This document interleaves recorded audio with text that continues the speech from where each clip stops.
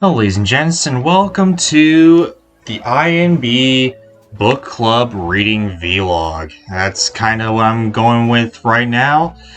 We might do something different later on, but for now we're sticking to that. So yeah, here we are.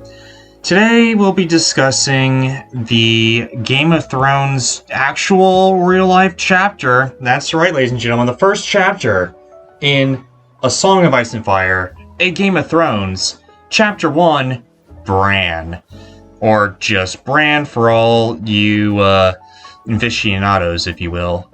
Now, like I said in the previous reading vlog, I did in fact know a lot more about this chapter than any other chapters, specifically because this is the chapter that apparently just popped into George's mind when writing this other, sci-fi book called Avalon, I think it was.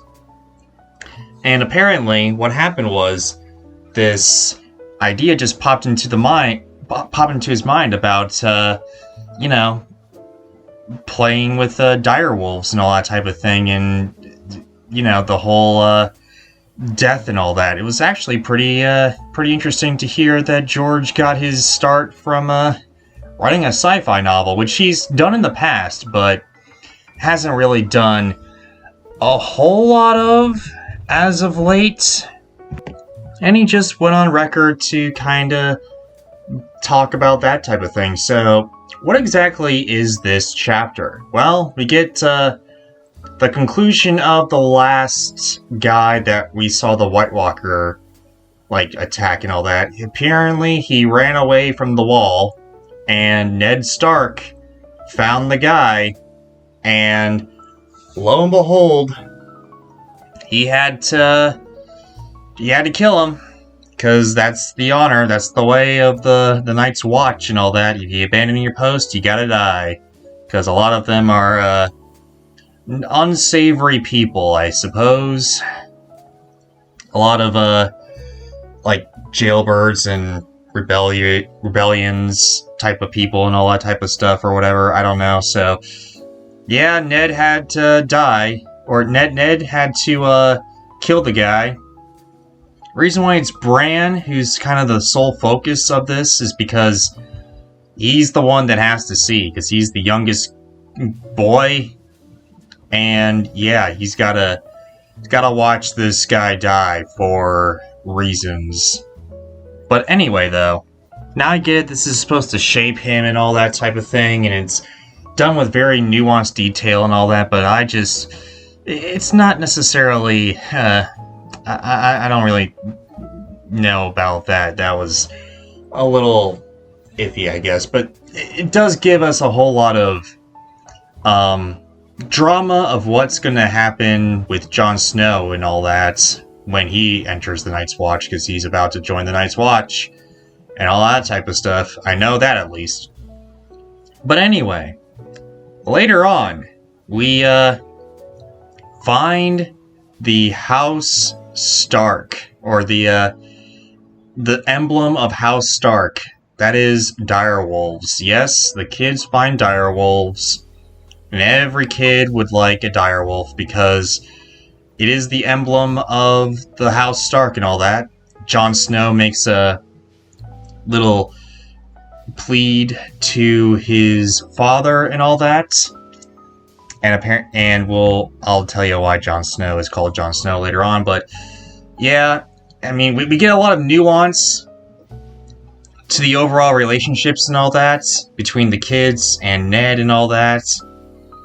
And yeah, Ned's a little bit more gruff in this interpretation, I guess. I mean, in the show, when I saw this play out in the show, he was a little bit nicer. But this one, he's more gruffer and more mean, I guess, because he doesn't really want to take care of him or whatever. He's begrudgingly accepts their wishes or whatever, but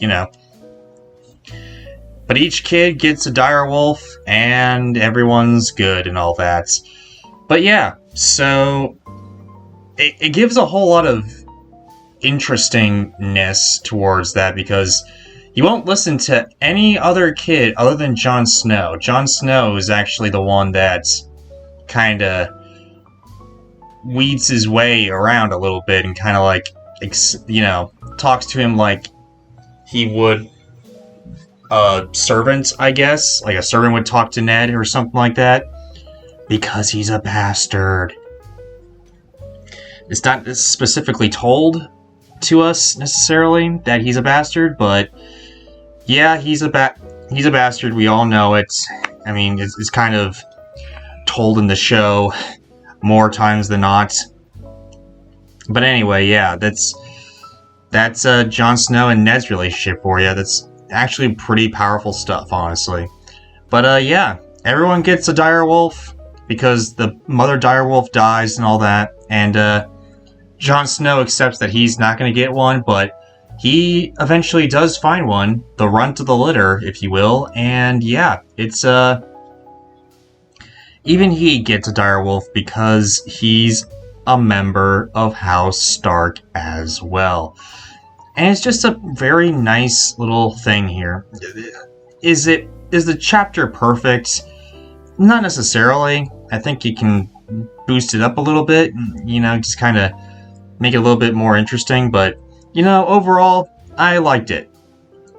It's not, I would say it's going above the prologue, of course, because I don't even remember those guys' names, but it's still not, up to par with what I consider to be the greats, like Tolkien or whatever, but I think we'll get into it. The prose, of course, fantastic, all that type of stuff, but I think it just needs to simmer, it needs to simmer before the greatness starts to come out of this series. But anyway, though, guys, that's what I think about Chapter 1, Bran. What do you guys think of the chapter? Do you think it's going to rock or suck with this next few chapters and all that as I go through each and every chapter of A Game of Thrones? Whatever you guys think, why don't you comment and let me know. Don't forget to subscribe and ring that bell. More vids coming your way. And hey, take care, guys.